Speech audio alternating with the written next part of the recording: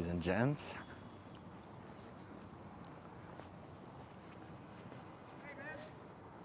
Hey, Tony. Hell yeah. Should be quite a turnout. What's that? Yeah. It's a Christian association, and they put in a bid today. I got a meeting with Jennifer Poirier For the street? For the street. So that's a counter bid. And since today was a deadline, they might get it. It's going to be a African American memorial thing for like stuff. Wow! So great move. I got the agenda. We're going to see if it works. Great move. It's, the gentleman's going to speak. I'm just going to give this to that. That is awesome. Should be quite a turnout tonight. You think so? Yeah.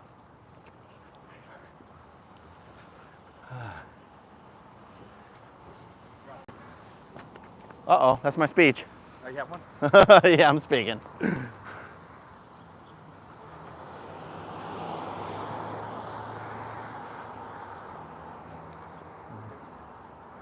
All right.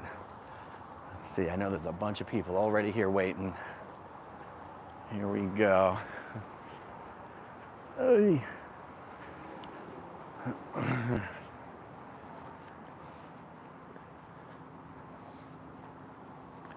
Okay, they've already gone inside. The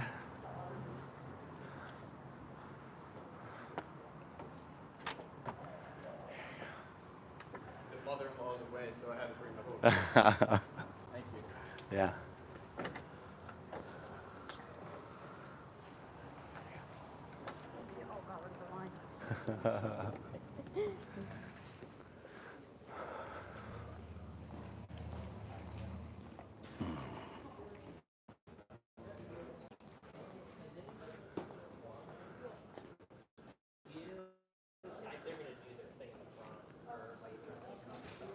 What did he ask?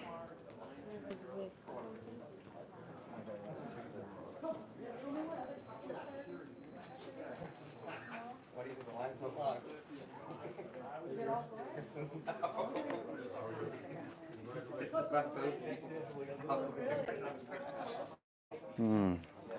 The council members who are voting yes to sell the street to Scientology are David Albritton, his son-in-law, Ryan Cotton, and Michael Menino.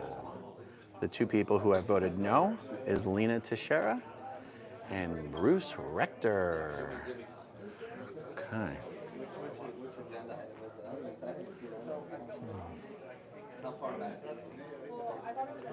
Hey, Rib Guy. Okay, good. John's here. Eyes on the States here. Hey, good to see everyone.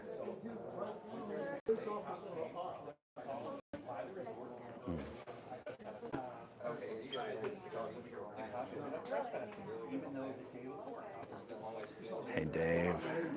Hey, Nicole. You're going to vote against the streets. What is it that he asked for? The comp was. Oh, that's for the it's for a scholarship program. Oh, okay. So they're That's a new baby. it's 3 weeks old. How precious.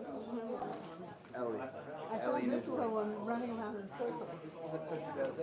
Yeah. So cute. She's not a cheerleader. Hey, Matt. Hey, Magnus. Kimberly. Hey, Kelly. Brave Shoe. Good to see you. Hey, Marilyn.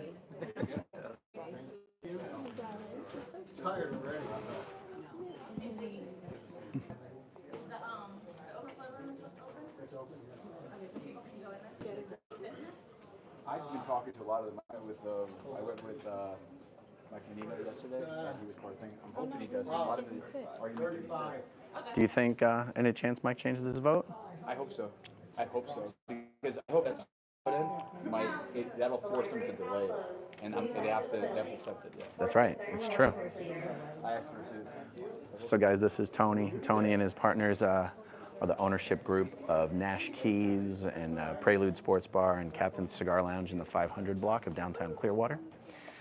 And for those of you who missed it, he has arranged for another group to put in a bid to buy the street.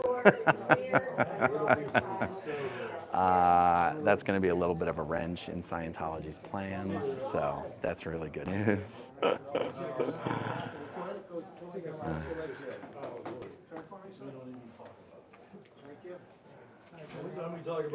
Rachel, we got a whole crew here. We got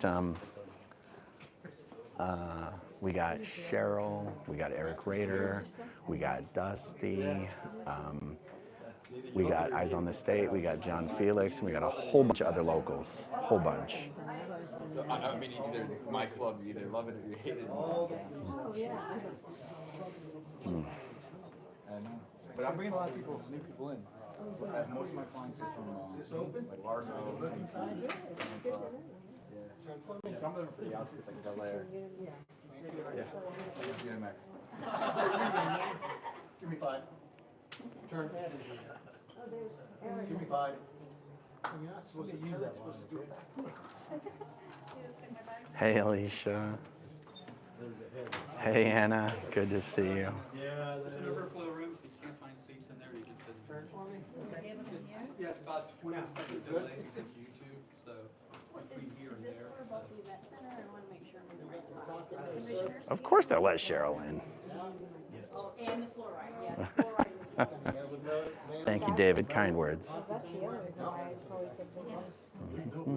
Go. Sure, of course. Out of your pocket. Everything metal out of your pockets, gentlemen. Ladies, have your purses open. Clearwater Chad, good to see you. He's a really nice guy. Hey, Vernon. I have no pocket.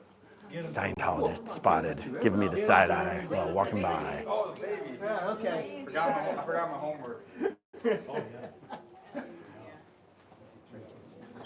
How are you, young lady? Come on up I here. went to your place, where's your husband? Oh, yeah, watch. This is like my third meeting of commissions. Going right down to me. Wow. You got one of those cheap ones. It No, goes no, off. I'm actually a nonprofit. Thank you. Go ahead. Suicide How are you, sir? Good. emergency Turn. Whew, okay. Okay. Ah, Ooh, it's a packed house in here tonight.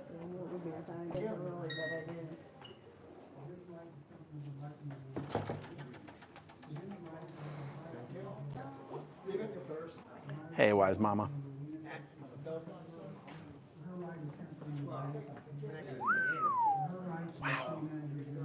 he makes life so much easier. Big on the other room. Sorry.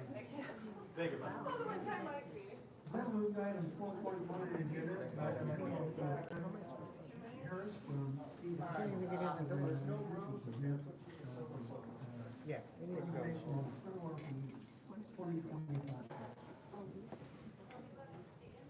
I'm going to close this door here. Good evening, Council. Everybody standing in the back's crowded. Okay. I'm going to go ahead and toss it over here for Mr. Wiggins. You can stand anywhere you want. That's why we're not going to see anything. It's a pleasure to be here tonight. All of the young people. Good. More room for us.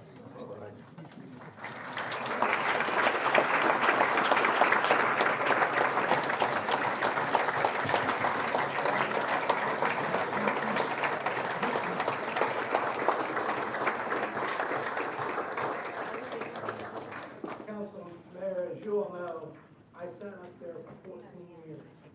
And many of the things that you guys have to deal with are very intricate and very difficult at times. But let me tell you something. When you have to go through over 300 scholarship applications and then try to rank them, your top 20, and then rank those top 20 from number 1 through number 20, it is an exercise that I recommend all of you do. It is a very, very rewarding. I can tell you that Assistant City Manager Slaughter is one of our scholarship committee members, so he knows exactly, he went through all those scholarships as well. So it is my pleasure, first of all, to let you know that our chair Kurt Miller is here tonight. And another one of our scholarship committee members, Bill Fisher, is here as well.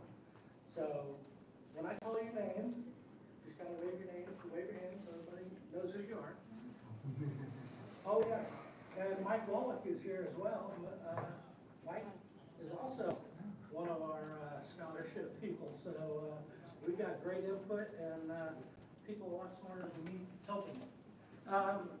First, we have Sydney Wilhelm. Sydney is the recipient of the Halliday Family Scholarship. Brandy Halliday, the widow of Joy Halliday, very supportive and on our board, has a scholarship every year. Sydney went to Clearwater High School. She's going to be attending St. Pete College and then transferring beyond there after she receives her AA. She was all-state in softball. She is an all-academic softball record in Florida. She was a swimming MVP and Offensive Player of the Year on the softball team.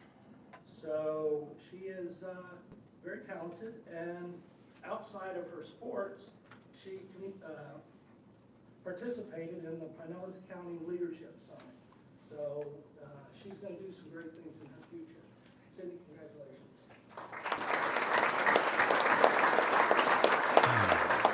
Next, we have Pablo Vargas Arvizu. Pablo here? I will tell you real quick, he'll be attending St. Pete College. He was a varsity wrestler, and his community service included working with the Boys and Girls Club and the Achiever Credit Union. Alexa Garcia Hernandez. There we go.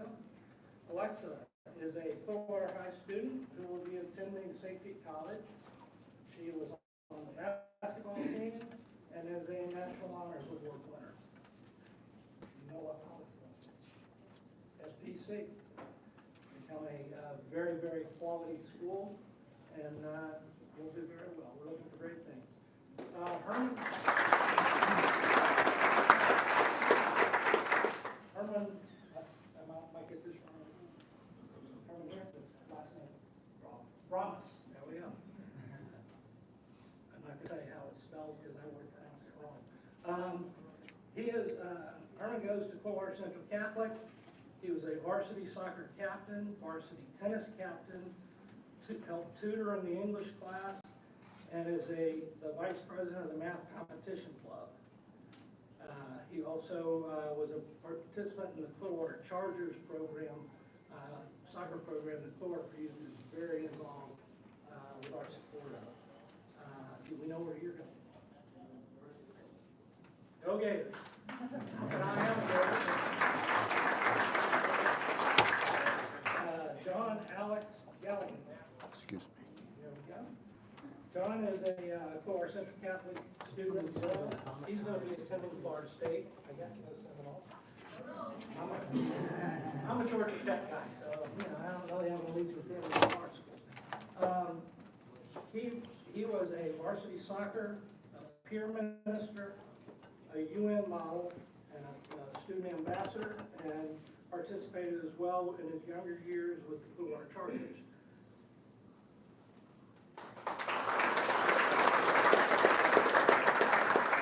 Joshua Bradley. Joshua goes to Calvary Christian High School. Do you know where you're going? Texas. Austin, a beautiful city. Joshua played JV basketball, was club track and field, varsity track and field, pickleball club. Pickleball was an unknown item when I was in high school. Engineering club, Fellowship of Christian Athletes, and the Rotary Club. His community service is Feeding America, Pumpkin Patch Volunteer, Jacksonville Mission Trip, Packasack, Metropolitan Ministries, Relentless Sports Performance, and Skycrest Sports Camp. And he played for the Clearwater Chargers and Countryside Little League. So,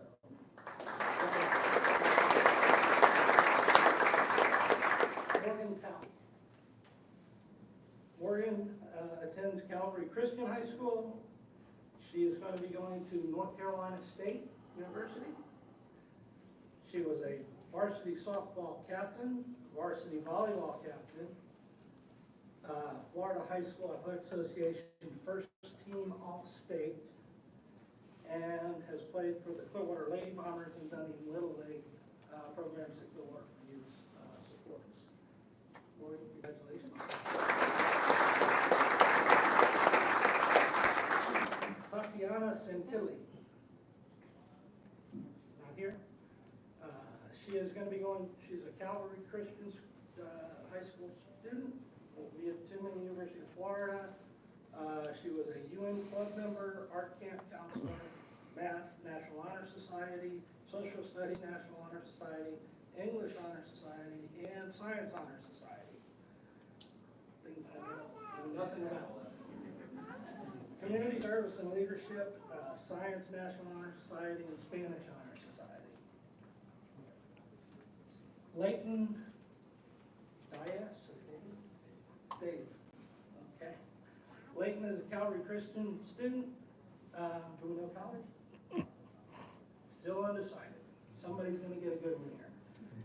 He was on varsity tennis, JV soccer, Model United Nations, Most Improved Tennis Award, AP Scholar Award, and he is going to, like I said, he's going to be going somewhere and do great things.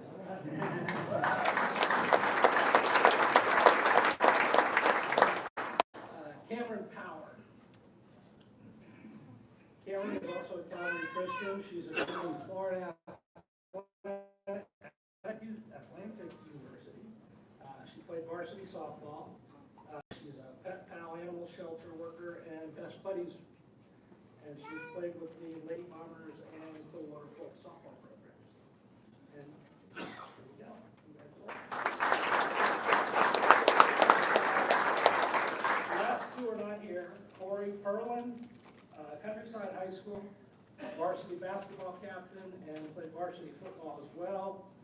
Had outstanding attendance, 4.4 weighted GPA, top 5% of his class, maintained a 3.9 unweighted GPA throughout high school, President's Honor List, Player of the Game, multiple tournaments, Player of the Week, multiple weeks, Florida Athletic Coach Association All-Academic Award, and Pinellas County Athletic Conference All-Campers Team. Maybe I'll see you later. Yeah. Sloan Magaziner, It's my buddy Tony. went to Countryside, and going to be attending St. Pete College, and was involved in theater, National Junior Honor Society, and student council. With that, Mayor and council members, I present to you a portion of our scholarship winners. Can you grab me one? Yeah. Wait, is that to speak? No, it's not agenda. It's a Oh, speak. okay, thanks. Group speaker. I'll fill that shit out later. Yeah, okay. Julia, you get the honor of stepping up and telling them. Look at it after, right? They'll make you do it. Yeah. They know who you are. They should know who you are. Right now. They do. My name is Julia Patterson. I'm going to Daytona State on a softball scholarship. I play for the Clearwater Bullets, and I like to. I volunteer at Clearwater Little League, and I go to Clearwater High School.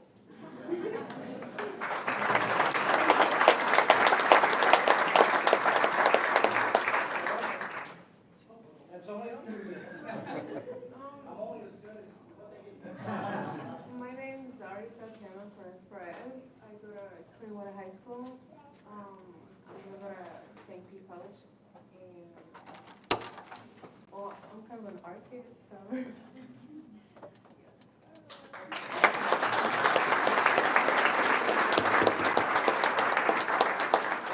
Like I said, this process was something to experience. We will be awarding over $320,000. Take these up front so people can speak. Good man. Are my cigarettes out there? I guess. I don't know. Pretty confident. Thank you for your time.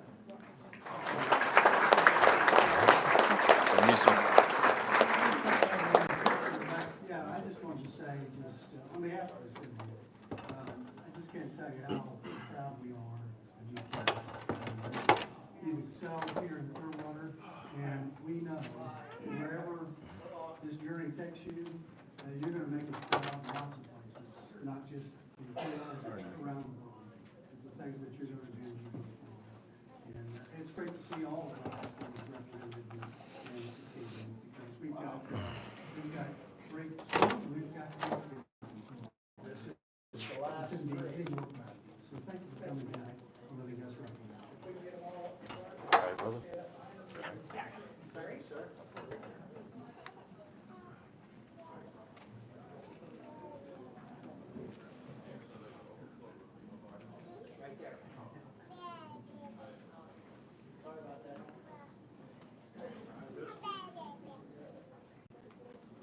There's seats in there, and there's TV so you can watch what's going on.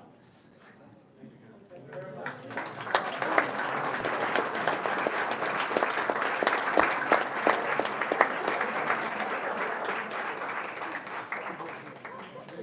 That's it for me.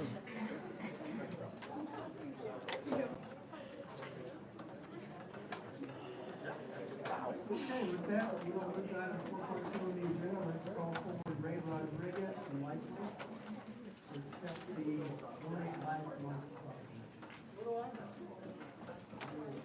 Oh, now it's opening up. Okay. Whereas one of the most meaningful gifts of human being can bestow upon others is the gift of life. And whereas over 104,000 men and women and children are currently on the national waiting list for organ transplantation, of which nearly 5,500 reside in Florida. And whereas 48,149, a historic number of organ transplants occurred in the calendar year 2024 in the United States, thanks to the generosity of 24,018 deceased and living donors, of which LifeLink of Florida honored more donors than ever before, serving 361 workers who provided 936 life-saving transplants to patients in need in the state of Florida. And whereas LifeLink of Florida, the nonprofit organization dedicated to recovery of organs and tissues for transplantation therapy in Florida with a mission to honor donors and save lives through organ and tissue donation. Now, therefore, I, Bruce Rector, Mayor of the City of Clearwater, Florida, on behalf of the Clearwater City Council, do hereby proclaim April 2025 to be Donate Life Month in the City of Clearwater, and encourage all residents to consider giving life through organ donation and to sign up for Florida's Organ and Tissue Donor Registry by visiting www.donatelifeflorida.org or when renewing their driver license or state identification card. Thank you for coming here tonight and bringing attention to this important issue.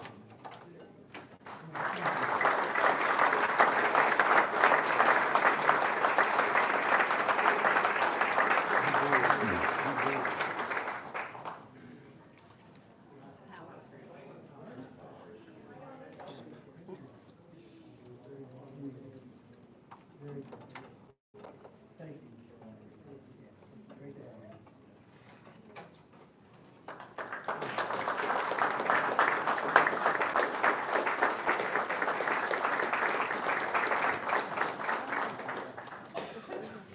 Not sure all of you heard that, but Mr. Rodriguez is a two-time recipient himself. So,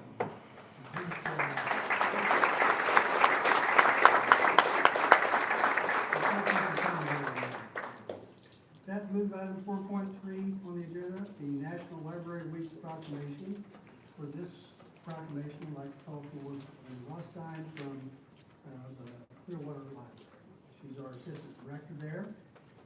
Whereas libraries provide the opportunity for everyone to pursue their passions and engage in lifelong learning, allowing them to live their best life, and whereas libraries have long served as trusted institutions for all members of the community, regardless of race, ethnicity, creed, ability, sexual orientation, gender identity, or socioeconomic status. And whereas libraries strive to develop and maintain programs and collections that are as diverse as the populations they serve and ensure equity and access for all, whereas libraries play a critical role in the economic vitality of communities by providing internet and technology access, literacy skills, and support for job seekers, small businesses, and entrepreneurs. And whereas libraries are cornerstones of democracy, promoting the free exchange of information and ideas for all.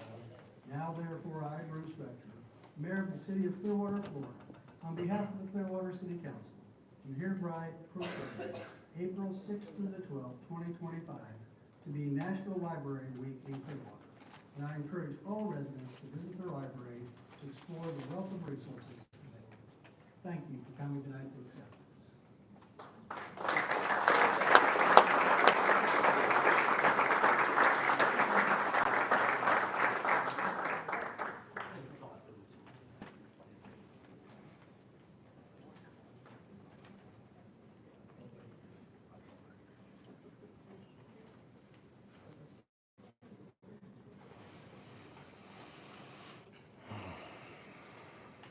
Before we move into the business portion of the program, I just want to, I want to ask those in attendance, obviously we have a large group. Normally we don't have an overflow room, but tonight we do. There's a couple of agenda items that I know we've gotten a lot of communication on.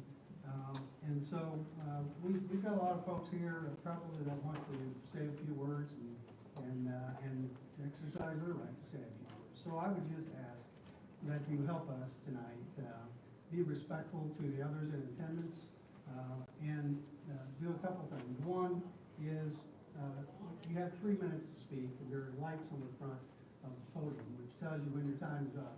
And I know it may be an extra 15, 20 seconds that you want to add on to the end of your time, but if we all do that, if I give the latitude to everybody go over their time, whether I agree with what you say or if you don't, it's going to cause for a longer evening, and more importantly, it's going to delay a chance for somebody. Could be, could be a grandmother, could be a working mom, could be somebody's got to go home to their kids, put them to bed.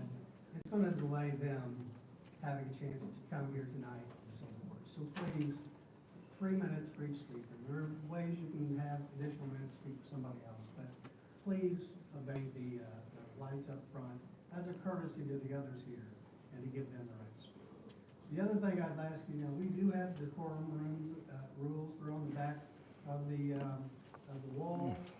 We're not asking anybody not to we're not trying to take anybody's right to come in here and speak, but we are asking you to be respectful of the others here. And particularly when somebody's at the podium or someone in the dais is speaking, please don't interrupt them without permission or whatever. It's just going to, again, delay the progression of the meeting and cause someone who went out of the way, maybe they're here for the first time tonight, maybe they've never spoken at a city council meeting, it's going to take it longer for them to have the right to be said. So if we could all work together to respect one another and help each other have a chance to be heard, we'll have a better meeting, a more successful meeting, and we would appreciate that as a courtesy to the others here. With that, we'll move to item 5.1 on the agenda, approval of the minutes. Make a motion to approve agenda item 5.1. Second. All those in favor? Aye. Opposed? Unanimous. Move to the consent agenda. Are there any items to be pulled from the consent agenda? Yes, Mayor, received a request to approve 6.2 and 6.4.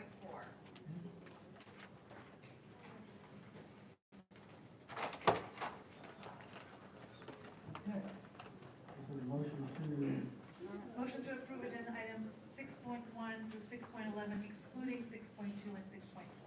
Second. all those in favor? Aye. Opposed? Unanimous. Okay, we move to item 6.2. Approve an event license agreement between Jones Lang LaSalle Americas Inc. in the capacity as agent for the owner of the premises known as Countryside Mall, located at 27001 US Highway 19 North, Clearwater, Florida, and the city of Clearwater Police Department for the purpose of hosting a shred-a-thon and Operation Medicine Campaign event on April 26, 2025, located at Countryside Mall, and authorized appropriate officials to execute the same.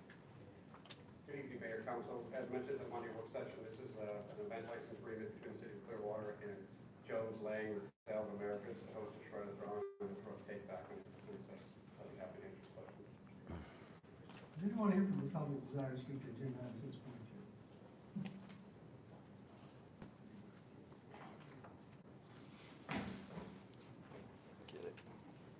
I'm Mr. Haluba. This event license, while on the surface it's not a bad thing, it appears to be somewhat unnecessary in the fact that it's a Clearwater Police public relations stunt. The idea is not a bad one until Clearwater Police get involved. I'd like to know, I haven't heard it, maybe each of the members, Mr. Wallach can enlighten us. How are any of these drugs turned in, disposed of? Keeping in mind that Clearwater Police has a rather poor record when it comes to tipping off drug dealers, until caught by the Sheriff's Department.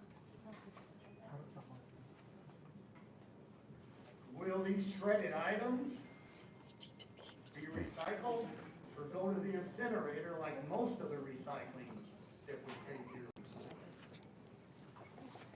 This is recycling this 48. Now another example for you. This is recycling too. You are doing is not. What is the cost to the city of Clearwater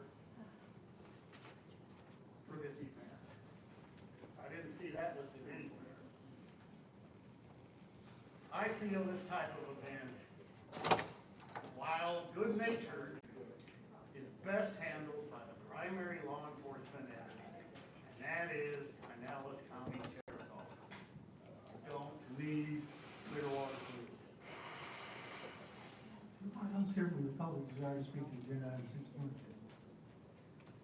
There's none. Is there any council discussion? To approve agenda item 6.2. All those in favor? Aye. Opposed? Unanimous. Agenda item 6.4. Approve underground conversions agreement, UCA, and utility relocation agreement, URA, for Duke Energy LLC, in the amount of $671,431.56 to replace overhead power lines with new underground distribution lines and facilities on Myrtle Avenue from Cleveland Street to 4th Street, and authorize the clerk to issue such execution. Evening, Mayor, council members. Marcus Williamson, Public Works Director. I won't rehash all the information on this one from the working session, but this will vary the Duke power lines for both PSTA, City Hall, as well as MSB. So, standing by for signal. Anyone here from the public desire to speak to agenda item 6.1?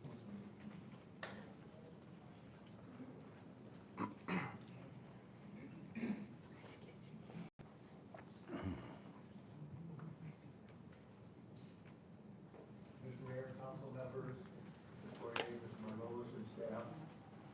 I'm in support of this proposal, but would like to share with you that last year I attended a meeting by the State Commission for Public Utility Rate Setting. And during the course of that meeting, on several occasions by different speakers, it was identified that the state had required, and I believe that's the correct word, Duke to set aside $2 billion for undergrounding utility lines.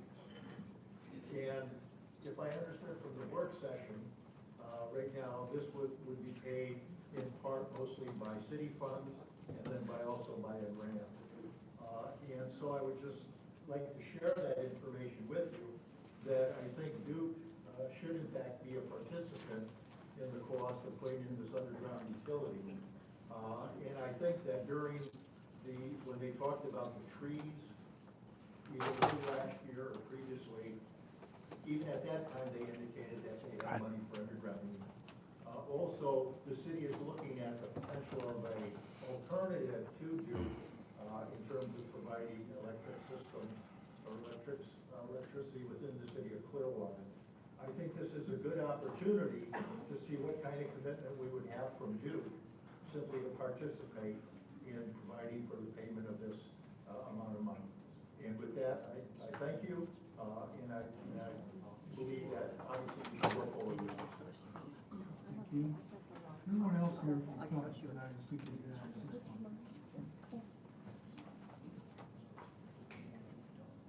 Good evening, council members. I'm Bill Johnson, 2694 Redford Court, Shore Water. And in order to expedite this meeting, I'd just like to second the Thank you. Anyone else here to speak to the United States? That's council. If there's none, is there a motion? Move to approve agenda item 6.1. Second. All those in favor? Aye. Opposed? Unanimous. Thank you. We'll move to item 7.0. Authorize the purchase order of 10A Fire Equipment Inc. of Bradenton, Florida for the purchase of 2 Pierce Velocity pumpers and 1 Pierce Tractor Dawn aerial in the amounts of $4,378,595.86 pursuant to Sir Walker, the board to section 2.563, red lunch from C piggyback, declare G3406 tiller, G2776 pumper, G3964 pumper surplus effective upon receipt of the purchase apparatus and authorize disposal at auction or trade-in, whichever deemed to be in the best interest of the city pursuant to Code of Ordinance section 2.623, 7.8, and authorize the appropriation section. Good evening, everyone. Marvin Pettengill, interim fire chief for Water Fire Rescue. During Monday's work session regarding the proposed agenda item, I requested to purchase 2 new Pierce Velocity pumpers and 1 Pierce Tractor Drawn aerial for a total purchase price of $4,378,595.86. During our conversation, concern was raised about utilizing future general fund dollars for these purchases. After some internal discussions, this agenda item has been updated, and these projects will be funded with penny for Pinellas, county fire tax, and current general fund revenues. No appropriation of future general fund monies will be used. And with that, I'd be happy to answer any questions. Anyone here from the public desire to speak to the agenda item 7.0?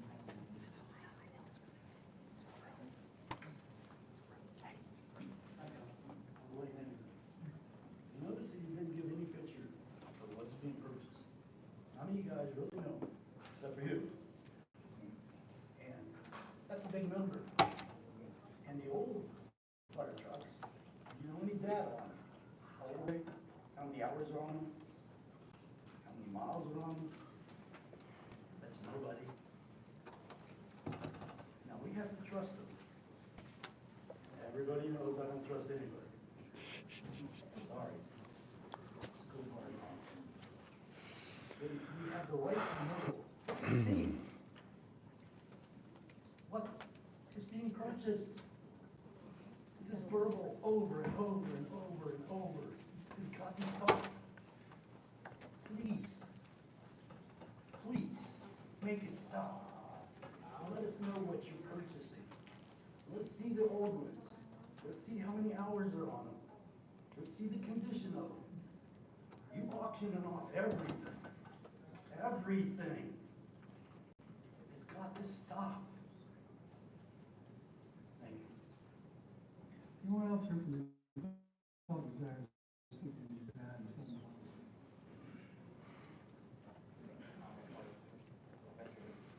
I just have 2 comments on this fire apparatus.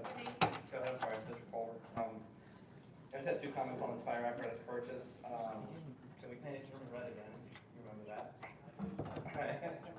And the second comment is, are we going to promote the interim chief? Because obviously we are still in that position where we don't have a fire chief, and rightfully so. I think he deserves that position. He's been in the city since I was a kid going to Station 45. But at the same time, I feel like if he's not, or if you guys aren't going to promote him, I think just like we did in prior chiefs past with Roland Harold and Chief Ellers, and definitely, unfortunately, Danny Greer, that those things, some of those purchases were delayed on before the city made those decisions on that. But obviously, Mr. Findale's been with the department now for I think over 30 years, or close to 30 years. Yeah. So I just wish that somebody would pull the trigger and go ahead and promote the man, because obviously, you know, wants it, he deserves it, but at the same time, that decision on new apparatus, as much as I support it, maybe it needs to wait until we get a firm chief. We're with this guy. Thank you. Thank you. Anyone else here desires to speak to the agenda items? All right, for any council discussion, just, a lot of folks here don't know, maybe are unfamiliar with our process, but, yeah. Again, good evening, Rudy Mike Lake speaking. I'm speaking obviously in support of this equipment. I was especially appreciative of the style and strategic planning of the previous chief, who always was able to forecast out the needs of his department to make sure that he had continuous, well-run equipment, and that the schedule anytime replacements needed met the timelines, the guidelines in order to get that new piece of equipment online. I think it speaks well that the department has continued that process. I was personally very pleased to hear that we have resolved the funding mechanism, because I was very concerned about that, since in the past we have followed this very same system in order to project and put in orders for equipment that were multi-year into the future to be repaired. And that's all I would have to say. Thank you very much. Is anyone else in the public desire to speak to the agenda items? We're asking council to start the second. For those of you who are here watching our meetings for the first time, this is the second meeting we've had this week. We had a meeting on Monday, work session, where we had a full report on this equipment.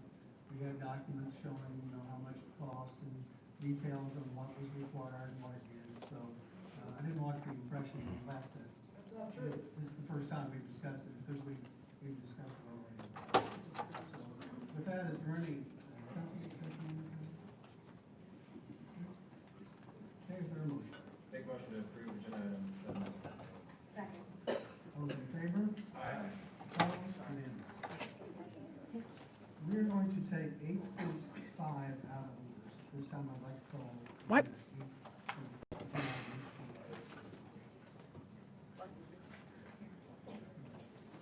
Mayor, 8.5 is the second reading of the budget ordinance. So it's ordinance number 9819-25, an ordinance of the city of Clearwater, Florida, amending the operating budget for the fiscal year ending September 30th, 2025 to reflect increases and decreases in revenues and expenditures for the general fund, solid waste and recycling fund, administrative services fund, special development fund, and special program fund as provided herein, providing effective date.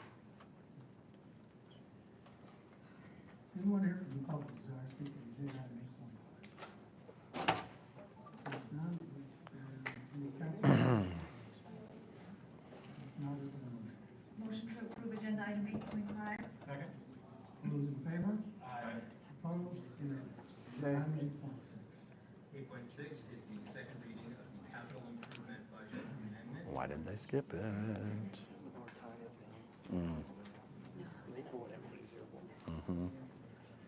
We have ordinance number 9820-25. Nice. Ordinance of the city of Clearwater, Florida, amending the capital improvement budget for the fiscal year ending September 30th, 2025 to reflect an increase of $10,723,638, providing an effective date. Is anyone here from the public desire to speak to the agenda item 8.6? Now, is there any council discussion? If no council discussion, is there a motion? Move to approve agenda item 8.6. Second. All those in favor? Aye. Opposed? Unanimous. Now we will go back to agenda item 7.2. Dum dum dum. Mayor, if I may, I want to take a moment to provide the context ahead of this discussion on this item. Given the complexity and the sensitivity of these negotiations, if you please just allow me time to provide some background on the steps that got us here today. As you know, the Church of Scientology has been planning for several years to build a large event hall on the property just south of the Flag Building. As part of their project approval process, in December, they submitted a vacation right-of-way for a one-block portion of Garden Avenue. The city is required to respond to that vacation request. Upon this review by legal, it was determined that that by operation of law, the city has title to that parcel, and in order to vacate the right-of-way, the city would have to sell or trade the property that is a reflection of market value. The city is also required to post that property for 30 days in order to determine if any other interest exists. As such, the City Council unanimously directed that I engage in negotiations with the Church of Scientology regarding the purchase and sale of this portion of Garden Avenue. Since then, I worked individually with council to seek input and learn their priorities before opening negotiations. During negotiations, I advocated the priorities of every council member. Unfortunately, the Church of Scientology did not agree to all of those priorities. Given the historical and community interest surrounding this issue, we anticipated a large range of perspectives, opinions, and challenges that brought forth both the community and the council as to what an appropriate deal would look like. What is being brought forward today is a result of those negotiations. The agreement meets She's the city majority of manager. the broad goals set by City Council. It provides the city a fair market price as validated by 3 appraisals the city received for the property. It creates new green space that will be open to the public, and the property will not exchange ownership until the building is completed. I will now turn this over to Tom Mahoney, who will provide the staff report. Good evening, Council. Tom Mahoney, Public Works. So this item is to declare the vacated portion of the city manager spoke of for surplus and sale. The purchase price is $1.375 million, and the city will maintain any necessary easements over their utilities. And I'll try to answer any questions if you have. This way, we don't have a rating, right? It's the one that's further in. Okay, well, let's get going. I think there are some folks here that want to speak on this topic, so, is there anyone here from the public that desires to speak to agenda item 7?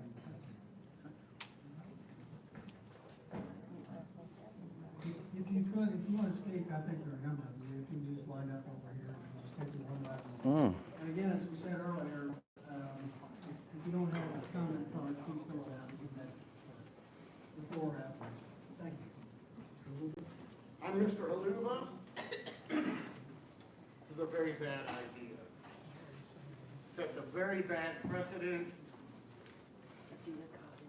Now, there was, once upon a time, let's say a woman being pursued by, let's say, a man for unseemly and amorous reasons. The lady rejected all of the increasing monetary offers to sell herself until a tentative agreement was made for several $1,000s. Then the offer was reduced to $50. The lady retorted angrily, "What do you think I am?" Well, the answer was and remains, we've established that. Now we're just haggling over price. The blocking off of Garden Street is a very bad idea. It's a bad idea for many reasons. It will only ultimately result in another vacant building. This in no way will endear or promote downtown to the general public. It will prove Clearwater is subservient to and caters to a small and shrinking subset. This action will further debase and undermine downtown. Don't be hoodwinked by some slick video, Mr. Cotton. Reject this proposal. Wake up, Mr. Albritton. Wake up. Don't sell the citizens out. Mr. Menino, your argument for this proposal is just full of suspicion. Don't sell us out.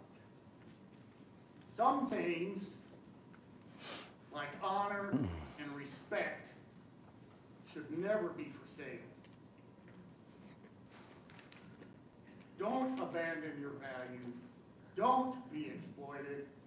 Don't be persuaded to do something that's wrongful. Don't sacrifice your principles. Don't bastardize the privilege of being an elected official. Don't sell your souls to the devil. Vote against this proposal. This next speaker, please.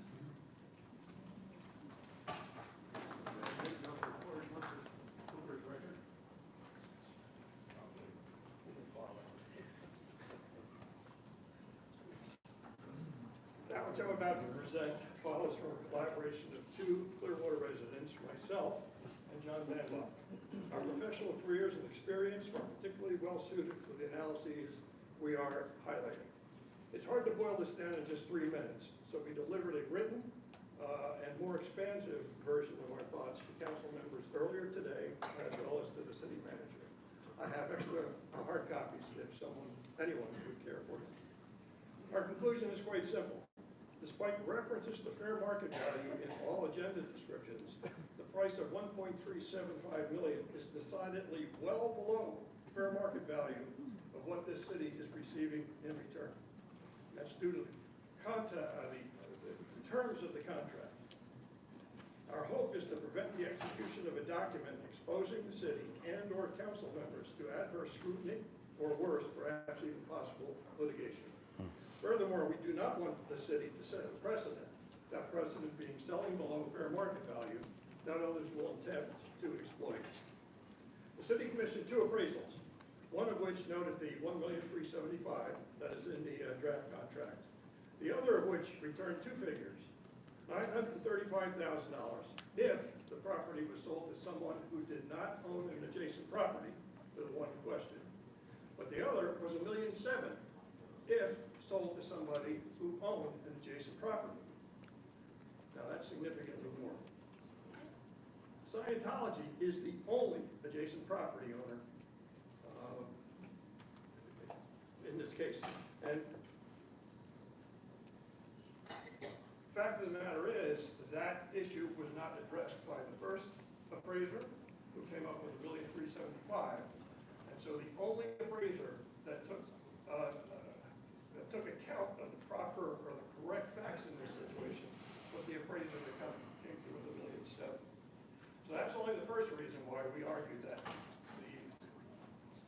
price inherent in this contract is well below market.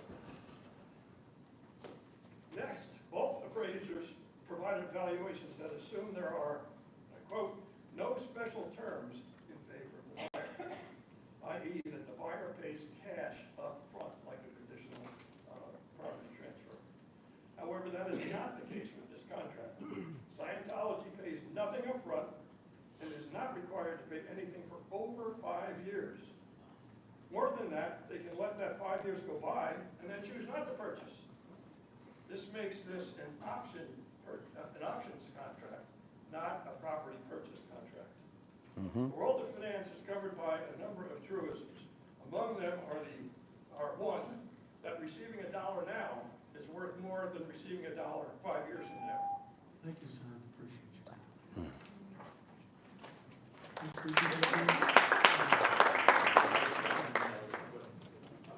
Appreciate the applause, folks, but it really does slow us down. Oh, stop.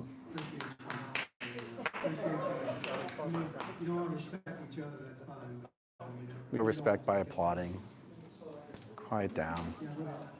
Good evening, and thank you for your time. I'll call faster. I know that the city has done similar transactions in the past, but not with this buyer and not with the massive unoccupied storefronts that we have today.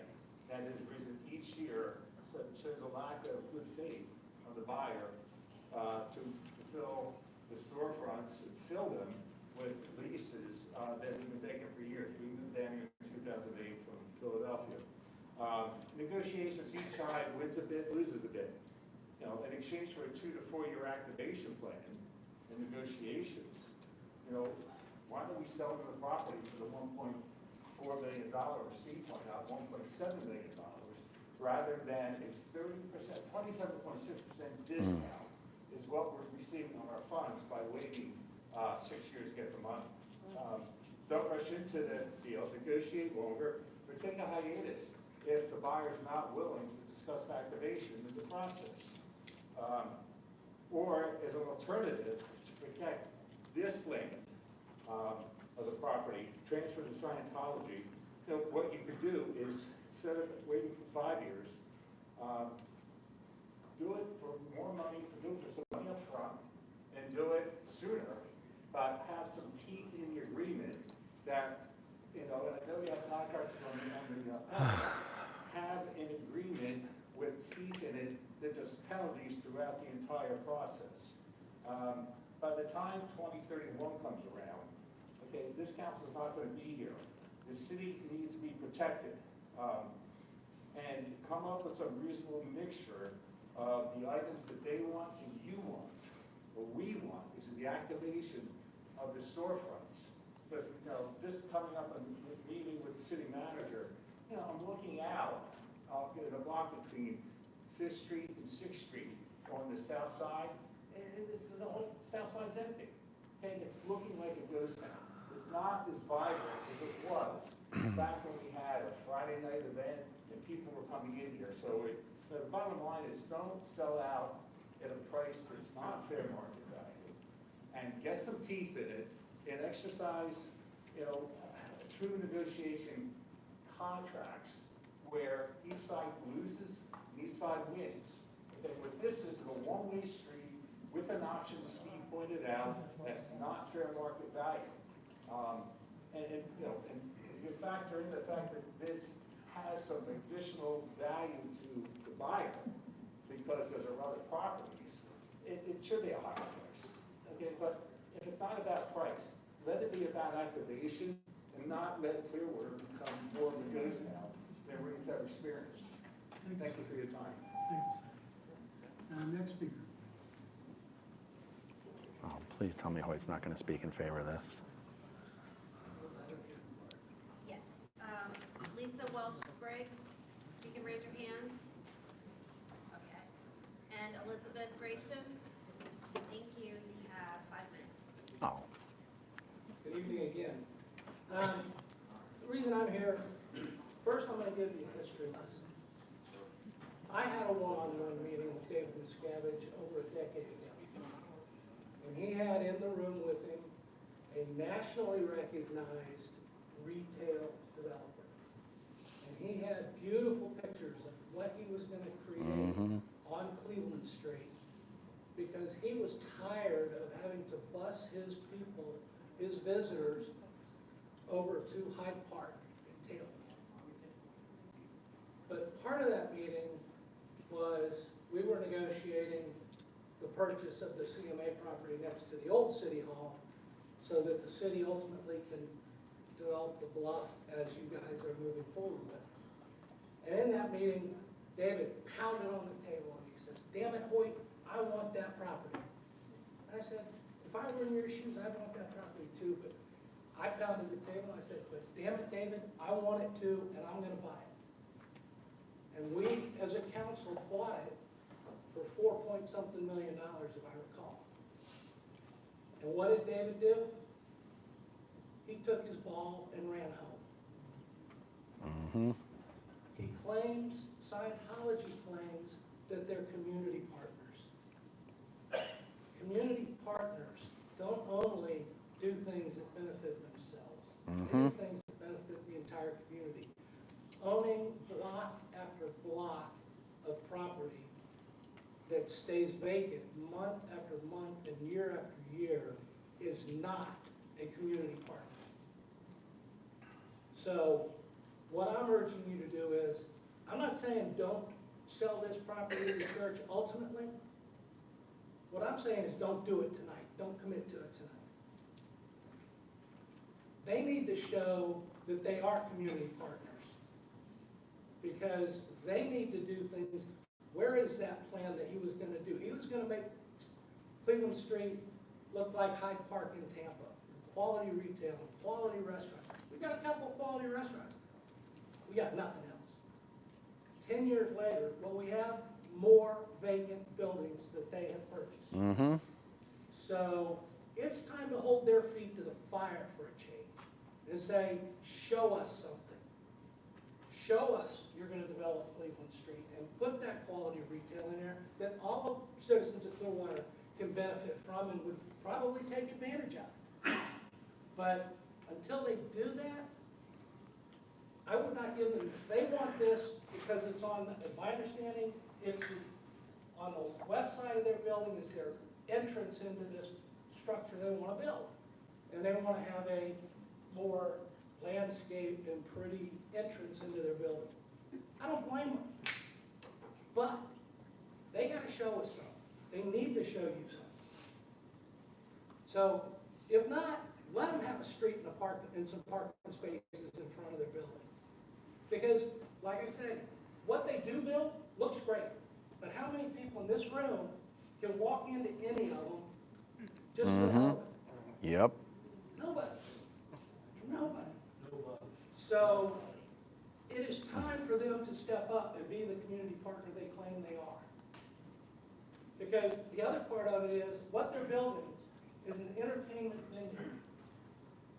My question is, when they build it, is it gonna be strictly for their use? If it is, no problem. But you need that in writing. Because if they're gonna get Live Nation to come in here and put entertainment in there and compete with the 2 entertainment venues the city already has, we're losers on this deal. So, I urge at least one of you, but I think all 3 of you changing your vote and presenting a 5-0 vote to Scientology on this issue tonight would send a much stronger message. Because they've claimed for 40 years that they're community partners. I've lived here for 66 years, almost 67. They've not shown very many times, other than showing up at some events. But I don't know anybody in here, I know none of you, I know I would never buy a building to let it sit vacant. If I'm gonna buy a building, I'm gonna know exactly what I'm gonna do with it after I buy it. I'm gonna be right down to the city's planning department asking for a permit, and I'm gonna make it into what I want it to be. So, don't postpone this vote, vote no, I'd rather you vote no, but make them show a partnership with this city and a commitment to this community before you do this. Because that's what the citizens of Clearwater deserve. Thank you. Go Hoyt! I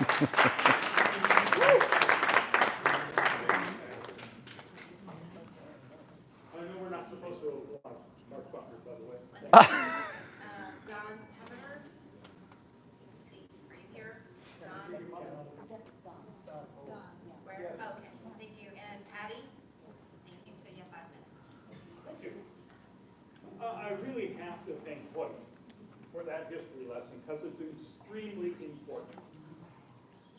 You know, the council, when they said no in 2017, Ms. Cabbage said, all right, I'll wait for the next council. The next council, he got me. And he said, I'll wait for the next council. Now he has you. Uh-oh. That video that you love, Ryan, that beautiful video that if only the public could see this video, they would love having the L. Ron Hubbard Hall here. There's a reason Ms. Cabbage doesn't show that to the public. Because it says L. Ron Hubbard Hall on it, and he knows the public here don't like Scientology. You know, there's another very, very beautiful video, very similar to that. I'm sure the production value of the LRH Hall is just as great. You can see that one right now. You can go to Cleveland Street Alliance, and there's a video there about how 3 buildings on Cleveland Street are being restored. And it is remarkable. It's such a well-produced video. Nowhere in there does it say Scientology, or L. Ron Hubbard, or David Miscavige. But he's the one who snapped his fingers to make that happen, to try to get something from the city. And that is a front group that he created expressly to hide the fact that Scientology's involvement in those buildings is what is making that happen. I would urge you not to sell the street. Miscavige didn't go halfway with you, it appears. You had things you wanted in the deal, and he said, nah. I would say this to you. Miscavige doesn't need the street. He doesn't. He wants the street. Personally, I think it's so he can stop any protests in front of L. Ron Hubbard Hall. And for him, $1.3 million, that's a chunk change. He's happy to pay that. And frankly, it's an insult that he's paying market value, because you know all those buildings he secretly bought up after 2017, when the city was bold enough to say no to him. He paid 2, 4, or 6 times market value for those buildings he's been leaving empty. No problem there, but with the city, I'll give you market value. In fact, I'm not even going to give it to you now. Down the line, I'll probably give it to you. Can't guarantee it. If he wants to stop protests in front of L. Ron Hubbard Hall, all he has to do is get an event permit. So on those nights, nobody can protest. The rest of the time, Councilmember Teixeira, Mr. Mayor, and all the other citizens who use that street on a regular basis will still be able to use the street. There's nothing really in it for you to give Miscavige what he wants. You know, as I said, I think Miscavige is trying to stop protests. We just saw a protester last week get arrested. Erica was arrested and spent a night in jail. And she's been protesting from the exact same spot for 14 months. And it was not a problem. So I hope this is not any type of crackdown on protests. I don't think it is, but I hope it's not. Let me ask you this, because this is my real concern. Say Miscavige comes through with everything that he promised back in 2017, and he's going to build up all the buildings downtown, make them look gorgeous. He's going to put businesses in them. What happens if the business fails? Does Miscavige have to put another business in? And another business? What if all of them fail? And Miscavige looks around and goes, huh, we made a pretty downtown and no one wants to come down here. I wonder why. And decides, let's just tear down all those buildings and let's build expensive condos for wealthy Scientologists. They can live right next to Flag, and they can walk over and do their auditing, and then another block away, they can go to the L. Ron Hubbard Hall and listen to Miscavige drone on and on for 3 hours before jumping to their feet and shouting, hip, hip, hooray!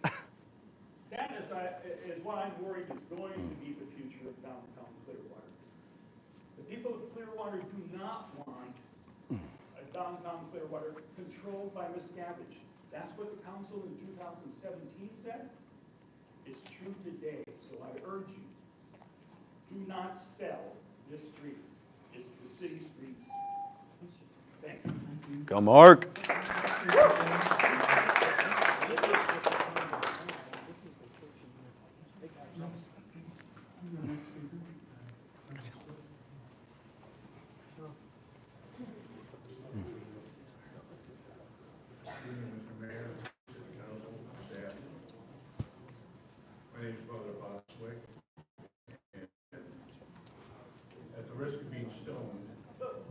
I'd like to just make some comments about my view on the people that I've known that represent Scientology. Oh, Lord. I see a side of them that most don't. Our veterans organization for almost 15 years now, they've been one of the strongest supporters we've had in our community. When it comes to hurricanes, I've seen them out in the street cleaning up. I've seen them throughout Pinellas County cleaning up.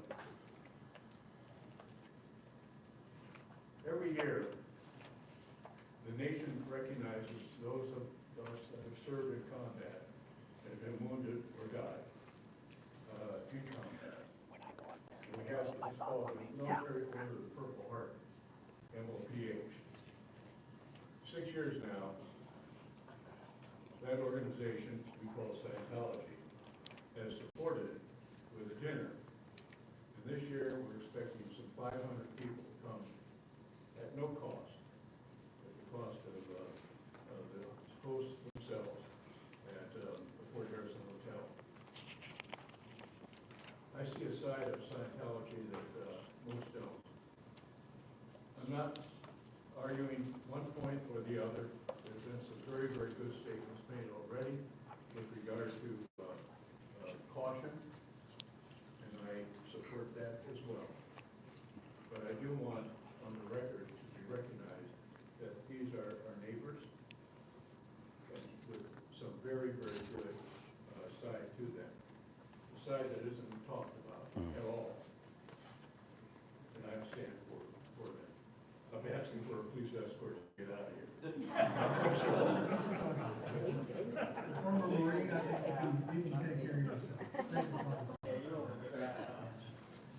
Good evening, everyone. Thank you. My name is Nanette Prebos, and I reside in Largo. Appreciate it. I'm also a nurse, a surgery nurse at Morton Plant here, 38 years. And I do organ donation. I'm part of that team, actually. We talked about that earlier. But I want to elaborate how my connection with Scientology. I'm not a member of the church, by the way, but I am a nonprofit. So I started the nonprofit during COVID, and I've been boots on the ground during our hurricanes here for 18 weeks. And I turned around and actually registered our nonprofit with FEMA, and now I'm working on implementing a plan for disaster preparedness with the Pinellas County Sheriff Office. But what I want to express my strong support for the development of this new event center in our county.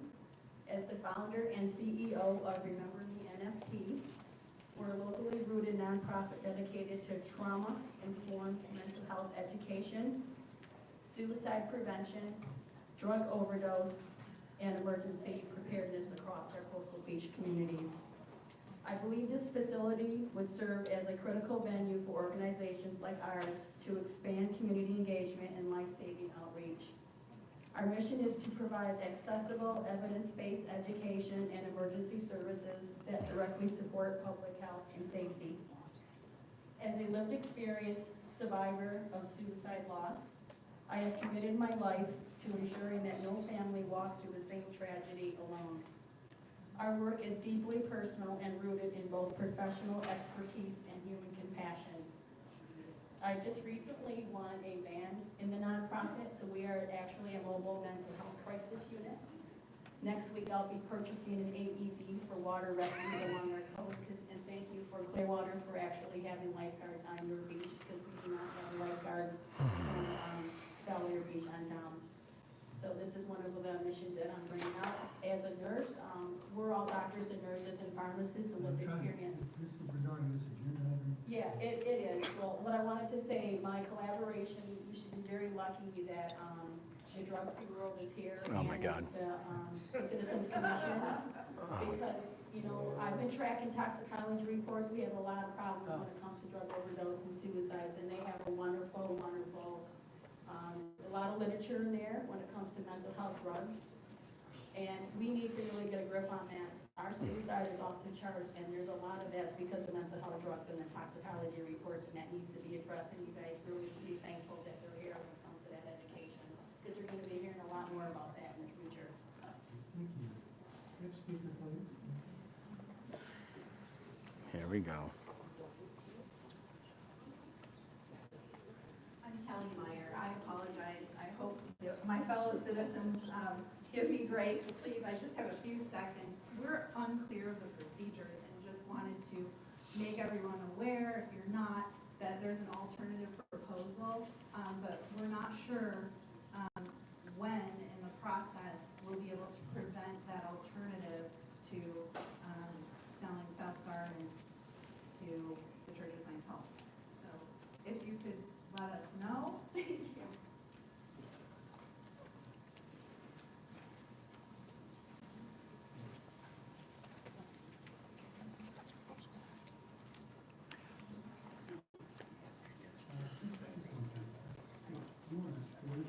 That's actually very relevant because they're going into that. Yeah. Okay. Yeah. Candidly, I'm not sure if this is a proposal that the city has, in fact, one we received, is that proposals or something else? I think it's up to the council to decide. I mean, I certainly think that anyone who wants to make a proposal is entitled to be heard before the council. So I certainly would encourage you to hear and listen to the proposal. However, because that proposal, as I understand it, was just submitted this afternoon, I don't know that there's been time for everybody to digest it. So I think we'll have to ask for the council to have their time of choosing by that proposal to be made to you. So that I bet they postpone the vote because of the proposal. Yeah. whether you would like to You. You. greater detail at this time, whether you would like staff to evaluate it, or whether you're comfortable moving forward with the proposal as it stands today. I think the first step would be to listen to the proposal, and then council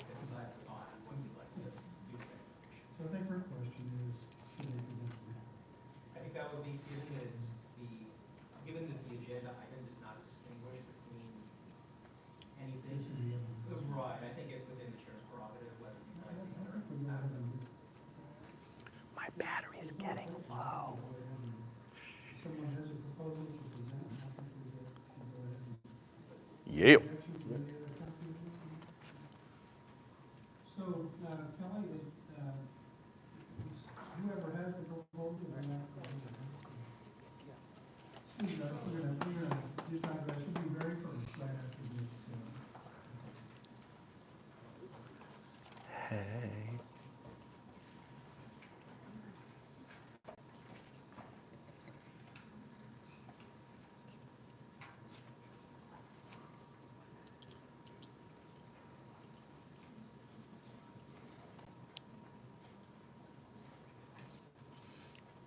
Hey, thank you for your service. I'm Brooks Gibbs, a Clearwater resident. This is Tony.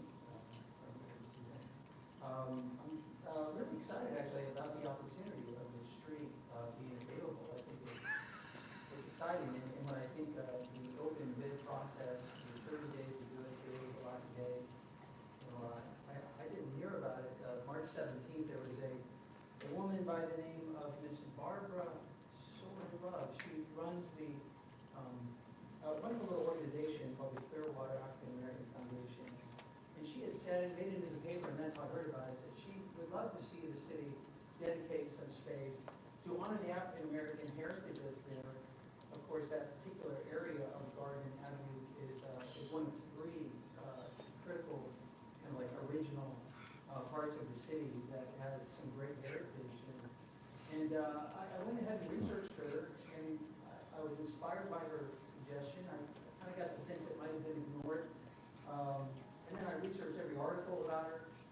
I talked to several people about her just to understand her reputation. I finally got hold of her, and I said, what's your vision for that space? If we could get you that street, what would you like to use it for? And she explained to me that she would like it to be a memorial for the African American community, especially in the sad aftermath of the fiasco of the burial situation that the CRA is struggling with, and I understand it's under lawsuit right now. I don't know the details of that, forgive me if I'm misspeaking in any way, shape, or form, but I just know it's a sensitive issue, and the city wants to show good faith and be able to say, no, we made a mistake, we'll make it right. There's been some remains found on a certain piece of property, and part of our due diligence and under the past is to dedicate part of our community to that particular people and their heritage. So, talking with this wonderful president of this organization, she said, I'd like to call it the Mac Dixon Memorial Garden. Mac Dixon was one of the pioneers in the early 1900s. There's actually a Mac Dixon neighborhood named after him. It's probably the most commented on African-American person that people are inspired by. His family, his descendants are still alive today. In fact, I believe that the burial site of remains that were recently discovered, there was one of 3 headstones, his being one of them, that were also discovered. And speaking with Miss Barbara Love, who runs the Clearwater African American Association, she says, I'd love to see right there a memorial in his name. And so I dreamed a little with her. I sketched some things out. I put together a proposal. And I made it before the deadline because I had just heard about this. And I'd like to answer any questions that you have, but I'm more for, not against type of a person. I want to preach for something. I want to see us do something awesome. And I thought this is a good solution, and I think Clearwater will be all behind it 100%. So any questions for me about the proposal that I submitted to you in writing today?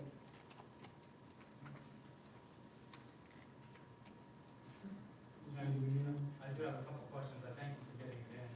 I know you mentioned it was kind of late in the day. We work and get into what work's done. Yeah, we do. The majority of us. Yeah. Glad you dove into it, so I thank you for doing the work to get this to it.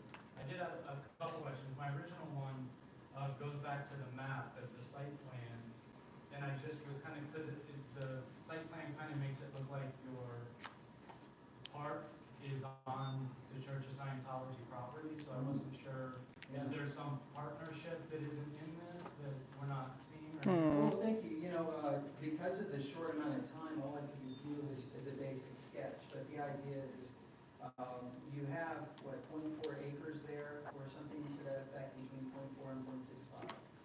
We still want to keep that a thoroughfare. I think that would be the preference of the council, as well as citizens who want to get off Court Street, take a right, and go up Garden Avenue. And so I think we can make that into a one-way, so then you get up towards Franklin to be relieved out of traffic. But then you have all this land still there that can make a beautiful fenced-in park. And the plans we have for the park, I went into great detail in this proposal. It honors 7 heroes of the African American community. It has a vintage playground equipment that children would have played in the 1900s. It's a $500,000 project that we would pay for. And so it's a beautiful, I think it's going to be a treasure, and certainly honoring our African American members in our community who care about their heritage. I agree, it's just, the map doesn't make it look kind of, in a sense, realistic that in one lane with a sidewalk on each side, you'd be able to, a one-way thoroughfare parking, 2 swing sets, a pavilion, a park. I mean, it sounds like a great idea. I'm telling you it's a bad idea. It's just, I love that you love the idea, but I have to confess, I'm not an artist. You know what I'm saying? If I was able to work with we have time, and we could obviously work with the city to make this as beautiful, as functional as it could possibly be. I think it's a beautiful solution. Thank you, Francis. Another question was, I noticed in here it said $500,000 over 3 years. That's not 500 each year, right? You're saying 500 total? Right. From what I understand, I was looking at the proposal, the alternative proposal of $1.375 million that's going to be paid at the end of the construction. That's 6 years from now. I'm saying we can complete this in 3 years, and less actually, depending on how vibrant the community of Clearwater is saying. Let's get this done. It might be $1 million park. I wouldn't be surprised if Clearwater says, that's perfect. Let's honor our African American heritage.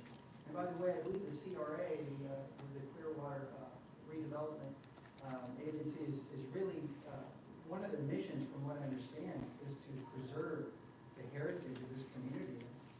When I was listening to Ms. Barbara, I was just realizing this is exactly what you guys are wanting to do as part of the CRA. So to me, this fits more than the other proposal that's.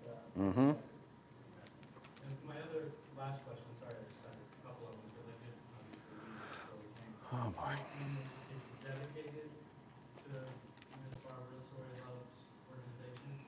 No, it's in partnership with, it's actually dedicated to one of the heroes of our founding fathers here in Clearwater. So my question is, who becomes responsible for the maintenance, the upkeep? Yeah, as it says in the agreement, it says it's a partnership with the Park and Recreation. If in negotiations, the council says, we need to see that the organization, the collective, taking responsibility for the carriage property going to front that bill, fine, we can do that. But I think that the city can maintain ownership of the property. They can commit this property to this particular people group for honor, especially in the aftermath of this terrible situation that we find ourselves in. You know, Park and Recreation can add it to their areas of care.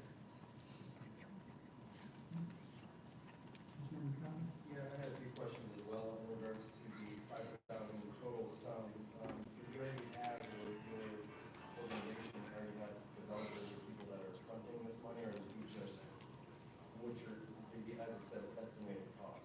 So Yeah, so I've secured $500,000, but I can see that my alternative, my competitor for this particular project does not have to come up with that money until, years from now. They only have to start until 5 years. So I'd say, hey, give me 3 years and we'll get it done. And is that true, Mr. Rose, to the extent that Scientology will not be paying for the property for 5 years? 6, post-construction. Because Correct. Wow. That is correct, right. That is correct. As drafted. Wow. And like most real estate So they're getting a purchase option is all they're getting. The closing does not occur until the building is complete, on the logic that if the city were to potentially convey title at the beginning and then they didn't complete the project, you would have lost control of the property, lost title to the property. Yes, you would have gotten money up front, but you wouldn't have gotten the project. And so it really depends on what the city's priorities are. But as drafted, it is true that number one, funds don't transfer until closing. Number two, closing does not occur unless and until they build the property. Wow. And then after that, the taxpayer, the assurance that we have that are looking into it, there's $300,000 fines that are associated with that. How do we come to that number? Yeah. $300,000 per year is the amount that the buyer, which in this case prospectively is the church, would have to pay to extend the closing. So the closing, as currently drafted, needs to occur by the end of 2031, meaning they need to finish the project by the end of 2031. If that does not occur, they're delayed, they don't build it, sit around, whatever they end up doing, the church has the option to extend $300,000 per year non-refundable to the city. So that would mean, for example, if the city were to approve the deal as drafted, and let's say the closing were to occur in 2032, and they finish the project in 2032, the total funds coming to the city would be $1.375 million plus $300,000, so it'd be $1.675 million. Understood. And then what is the exact timeline to where, if they don't have anything to do, the city can take action to I don't think there'll be any reclaiming because the transfer doesn't even occur unless and until they were to complete the project. However, it really depends on whether they're willing to pay the extension fees as currently drafted. If they did not take any action and did not pay the extension fees, then at that point, the city would be able to withdraw from the agreement at the end of 2031, or I guess that would say January 1st of 2032. Conversely, if they delayed for that long and then they did pay the extension fees, the church would have the option to extend as late as the end of 2033 to finish the project. One of the more interesting scenarios would be if the church got a very late start on this, and then let's say hypothetically they didn't start building it until 2031, but they haven't finished the project in the middle of 2033. That puts them in a pretty strange box because they will have paid non-refundable extension fees to the city, and at the end of 2033, if the project is half built or if it's not finished at that time, the city will be able to withdraw from the contract and keep the $600,000 in extension fees. At least that's how it's currently drafted. Right, and anything that they may have developed on that property. They wouldn't develop anything on the property until the actual sale of the property. So it will remain a street until they're substantially completed or completed with the project. I would generally agree with Councilman Ballmer on that, with the only caveat being that part of what is contemplated as drafted is a temporary construction easement. So once they get their building permits approved, there would likely at some point be a construction easement so that they would be able to stage construction equipment. But to Mr. Albert's point, I don't think they're going to be building anything. I don't think they could build anything on Garden Avenue until they actually had title. They would have to build it just before you have to close. I would like to emphasize that, You don't close unless it's done, is what we're told. Really, we're already gonna be here a long time, more. Oh, is that true or more not? People talking over the top of speakers, talking over the top of. My phone's gonna die. Is it true or not? So if you can't avoid interrupting the speakers, please do it. Just ask everybody to help. And we would like to hear the truth and how. Well, again, if you can't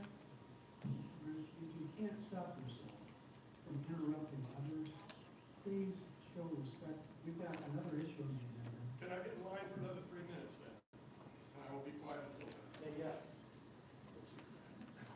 It comes up again at 8.2. If you've had your 3 minutes, I don't know why it would be really hard for an adult to be respectful to the other people.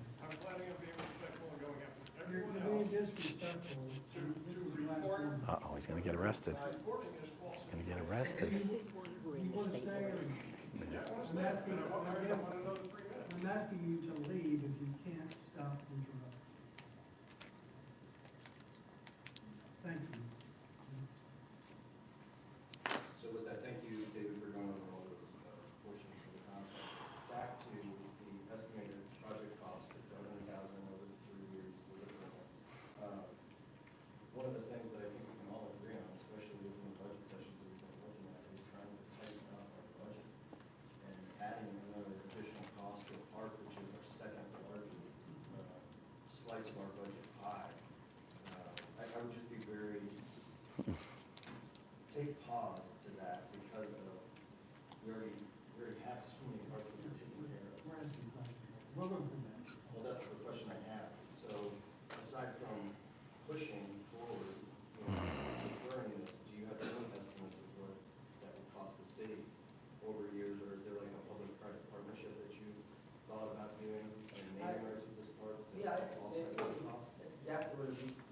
That's exactly what it would be, a public-private partnership. If we go down a model, and that would simply mean, it'd be a nonprofit, we lease it for 30 years, for $1 a year, we take all the expense to take care of it, and then there's some terms that the city obviously sees the property back if it's not meeting the standard of care and beautification that the city requires. We wouldn't let that happen because we really care about the project. But I would suggest in a proposal that you simply maintain ownership of it, and then you dedicate it as a gesture of goodwill and good faith to the African American community, especially those who are memorialized, because that's a really important issue. You know, you talk to people and they really care about the graves and the remains that were paved over and built on, and the city didn't seem to care. It's a disaster, and I just think that this is where we can be part of the solution, and it would go really far, I think, with our key stakeholders. So if you are concerned about the price of maintaining the park, then I would hope that you would give me the same amount of time that you gave the Church of Scientology to negotiate the terms, so that we could get our team together and say, done, consider it done. Amen. I mean, I appreciate that sentiment, but how long have we had this for bid? It's been out for 30 days at least. David's his father-in-law, by the way. The Community Redevelopment Act requires 30-plus days of advertising. Oh, David Margolis is the lawyer. Sorry, wrong David. I did And I saw this document at roughly 4 p.m. today. Right, but it is within the window, and I will say That's this right. in my defense, and I did a FOIA, and your clerk, the whole team has been so professional. I cannot tell you what a blessing it is to communicate with you guys, truly, because I'm trying to get this project done, and you've been very helpful. I only saw it at the Tampa Bay Times, according to the Freedom of Information Act. I was hoping to see, I think I would have been alerted if it was on the city website. My recommendation is that you make that part of the mandatory, publication. If you're going to do something, please put it on your website, because I think you have to subscribe to actually see some of these declarations or, open for bids. Because a lot of people don't know about it. So to my defense, I just learned about it, and I'm so excited to be working within the window that you require to provide you a proposal. My apologies. No, absolutely. You got it within the proposed time limits, just when we're asking about time. You can always push the vote. So I get it. I appreciate you answering my question. Thank you very much. That's his way of saying F you. Any other questions? Thank you. Yes, thank you. I guess before we go to the time, Larry has been. I got to say, he is part of my team, and I didn't ask him if he had anything else he wanted. I have public comment. Oh, okay. Does he have anything? Go ahead, no, you go ahead, thank you. But before he goes, I guess I should ask, is there anyone else here that wants to present a proposal? Just so you know, this is 7.2, and I asked earlier about this being taken off the agenda, which it was, but when you mentioned it, I think everybody thought it was 8.1, the vacating in the street, because it's very confusing. So I'm going to speak on 8.2, but I'd like to speak on 7.2 also. You can, yes. Okay. But I'm asking. We're all here in line to speak. Like the gentleman who just presented, would anyone else who wants to Yeah. present an alternative? About buying the street. Yeah. Not selling it. Oh, same thing. Not vacating, it's not, that's just it. I know, but everyone thinks it's the same thing. May I have the card so I can see how many minutes is called? My phone's gonna die. God damn it.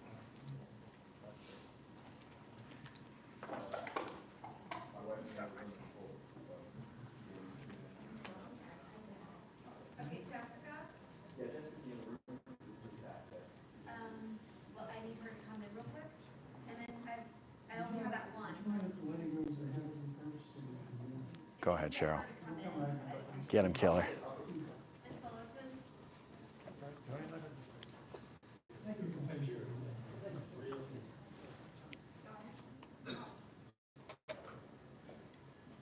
Say your name, I start with you. Oh, sorry. My name is Cheryl. Thank you very much. Good evening, council. Slowly, quietly, and methodically, these white beasts, bit by bit, the group that does not trust us, does not value us, and does not want us here, is buying up our businesses and our land. This is not about real estate, it's about changing ownership, this is about control. If my phone dies, Eric Rader's stream has good audio, and also Eyes on the State has good audio. I'm at less than 10%. Through money, secrecy, and through slow, quiet displacement. Slowly, the heart of this town is being replaced with something unfamiliar, something controlled, and something dangerous. Why? Because they fear us. They fear the outside world. They fear anything that challenges their beliefs. And so instead of engaging with the town, instead of living among us, they have chosen to remove us through silent strategic takeover. This is not paranoia, it's reality, and the evidence is all around us. Just look at the property records, go look at the empty storefronts. Look at the once vibrant streets that now feel eerily quiet. I'm here to ask you not to sell the street to Scientology. I speak as a resident of Clearwater and a daughter of Scientologists. It doesn't matter that they build pretty green spaces. They are quite lovely, but they're empty. Scientologists aren't allowed to enjoy those spaces, and us, the town folks, we're not allowed to enjoy them either. They'll call the cops on us. So I'm asking you, please, don't sell it, and don't give our town away to the cult. And I say this as someone who's part of the group. And that's all I have to say. Thank you very much. Go, Cheryl.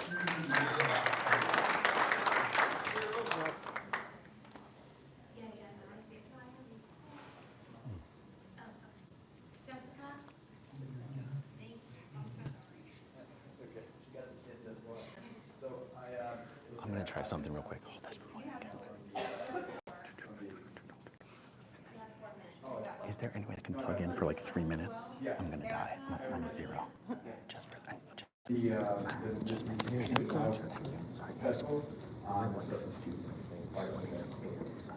I'm here not only to represent myself, but to try to represent the community. I know I might not say things the most eloquently or the most politely, and I apologize for that. But I want it to be apparent of what we're speaking of.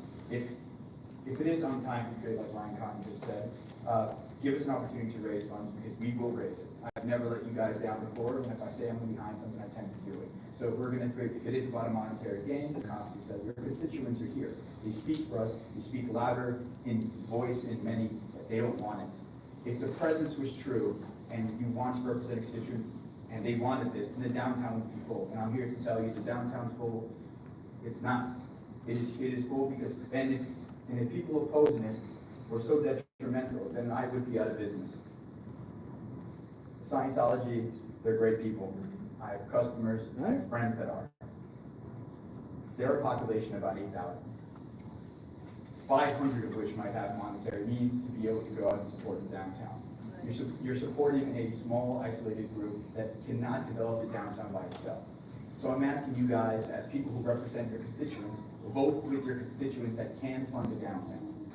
It is time for us to wake up from this illusion and to see things clearly as they are. Don't overcomplicate things, make things simple. The simple answer tends to be the right answer. If the community wanted it, and people were for the downtown, if it is about monetary gain, allow us to propose an offer to increase the coffers to the city. If it is about community, then this is about community. I believe that we have to simplify the argument. Why give more things to a community or to a group that didn't clean their room? Think of it as a child. You're saying that we have this, they will clean up their room if we give them more property. That never worked if you guys had that children. You tell them to clean up their room first before you make any deal. We're overcomplicating a super simple issue. And as you've seen, most of your constituents are against the selling of the street. Most people, and again, simplify the thing, most people have been in support of it. Why are they in support of it? Non-profit organizations that came up here and spoke, that they are heavily funded by this organization. Like, simplify it. Every single person you've had up here have been received monetary gain. So I'm asking why. Is there a correlation? Well, there must be, right? So I ask you guys now, and I say this as a witness of what's happening to my community, and I'll finish my little speech that I have. I ask you guys to be witnesses in the biblical sense, in the righteous sense, in the community sense of our Clearwater. I say this to all Clearwater citizens. Clearwater, it's time to wake up. They want to sell a public street downtown. It's not just land. It's not just a pavement. It's a piece of our city that will be gone forever. And you say, when things are gone, we can't enforce it because, Brian, you are a libertarian like myself. Private property, like John Locke said, is to be protected. But why would we give more away? Then, constitutionally, we can't do anything. So, it's not just pavement. I say it's just business. You guys tell me it's just business. It's just development. It's just a road, minimizing its importance. Clearly important to the community. It's about access. It's about community. This is a street that I ride my bike every day to go to work to, and I'm sure you guys take the path as well. It's about community. It's about what and who gets to decide what Clearwater becomes. To every citizen, you don't have to be loud, you don't have to be political, you just have to care about your community. If you live here, this is not just me speaking, but I hope it becomes a movement. To every Scientology, I'm here to say you're a part of our community, you're a part of our city. I'm not asking you to stop believing in what you believe in. I'm asking you to stand with something that's bigger, that is not just so singularly inclusive. And to every person in Clearwater, I want them to know that they belong. They're part of our community. This is not an attack against anyone. It's just, it's a plea for us to remember what Clearwater could be. It's not about control. It's about presence. And today, you see that people have showed up. So I ask you guys to sit, to stand, to speak with this, to be counted. Because if we lose this piece of city in silence, we lose the rest of it the same way, like we have been losing it. You say this is a new policy, it's a new agenda. You guys won't be here when this project is finished. So what is the outlook for you if you're not there to receive it? Thank you, sir.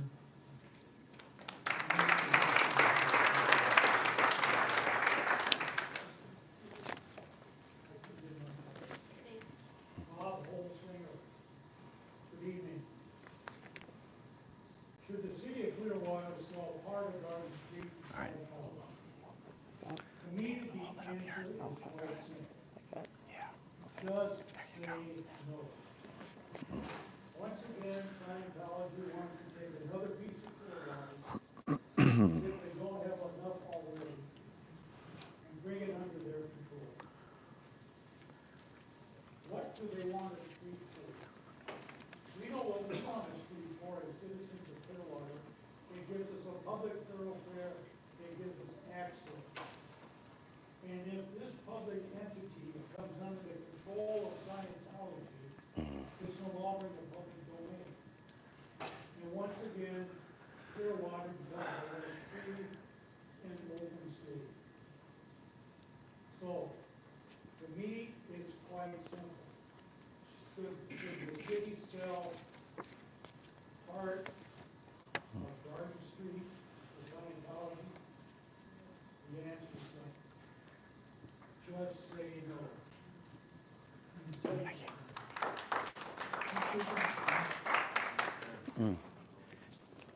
It's not yet filled out. Can I turn it in right after I finish? Okay. Good to see you all. I think everyone watching these proceedings is somewhat surprised to watch in real time while the biggest cheerleader of this project in the council, Ryan Cotton, just found out tonight that Scientology is not even paying this $1.3 million for another 6 years. That is unbelievable.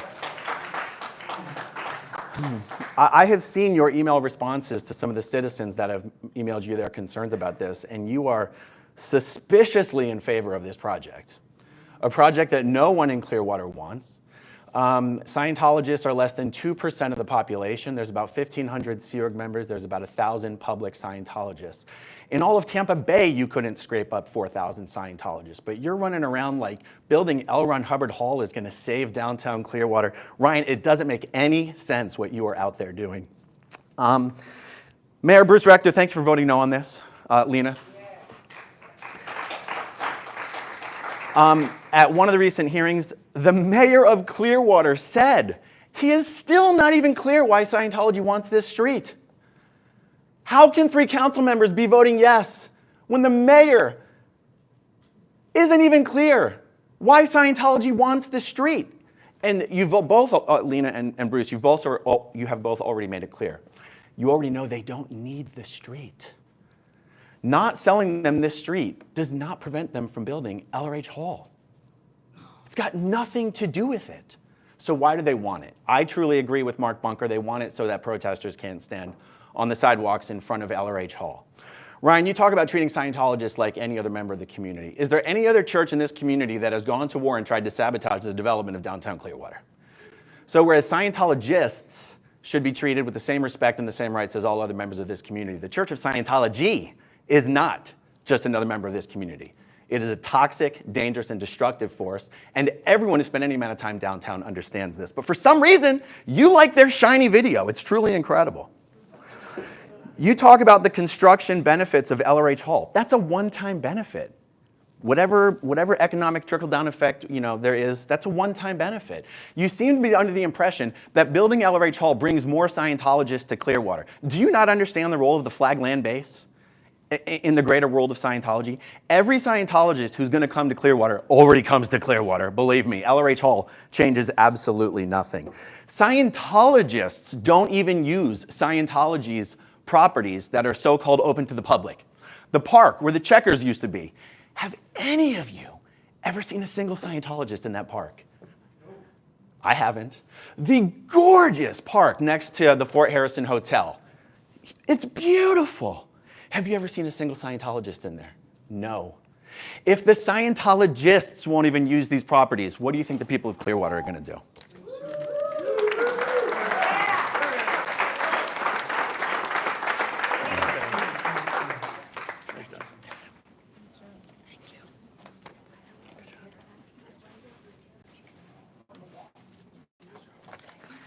My phone's going to die.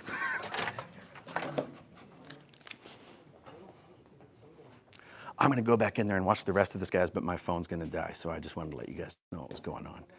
See you soon.